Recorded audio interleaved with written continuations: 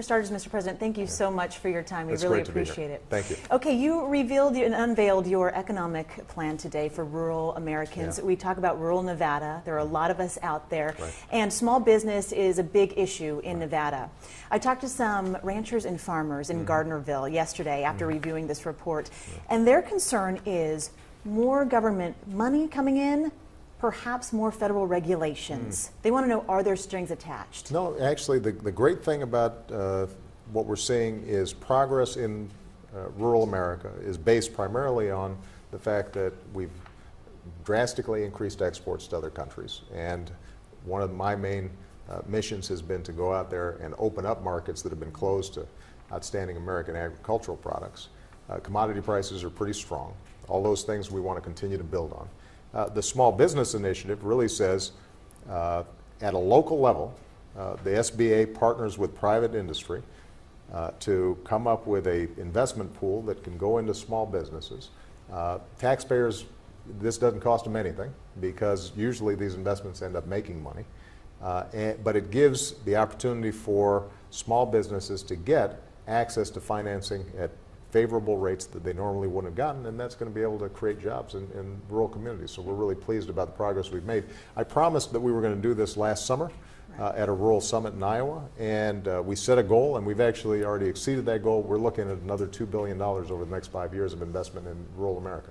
Okay, let's talk about interest rates now.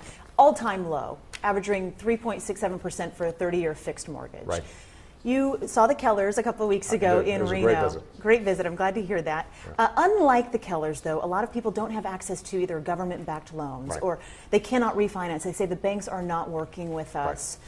What is your administration doing to ensure that all responsible homeowners have access to these rates? We have a very specific proposal, and all that needs to happen is Congress needs to pass it.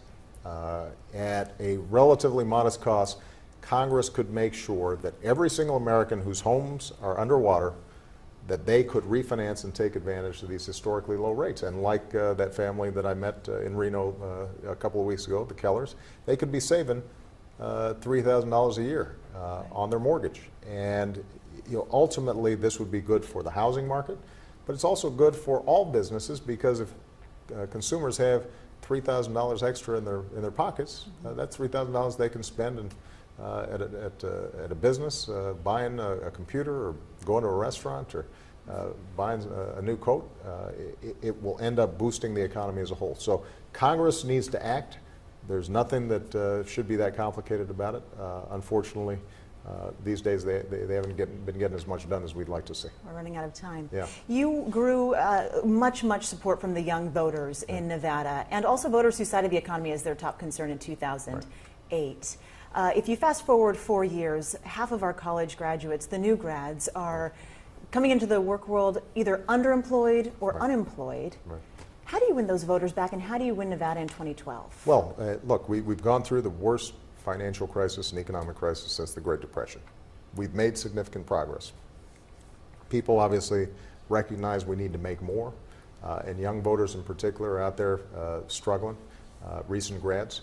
A couple of things that we need to do. First of all, make sure that they're not loaded up with too much debt, which is why we've been so insistent on asking Congress to ensure that their student loan rates don't get doubled.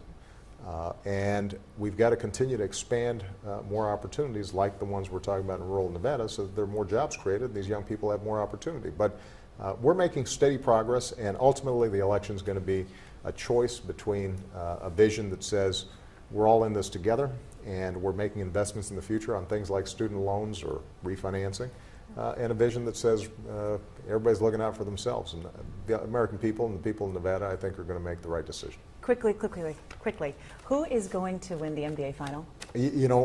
Both teams look terrific, and I'm looking forward to a good series. Hopefully it'll go 7 games, but I can't make a prediction right now. They both look pretty tough. All right. Mr. President, Great thanks to so see much you. for your time. I Really really enjoyed appreciate it. Thank you so much. Thank you. You bet.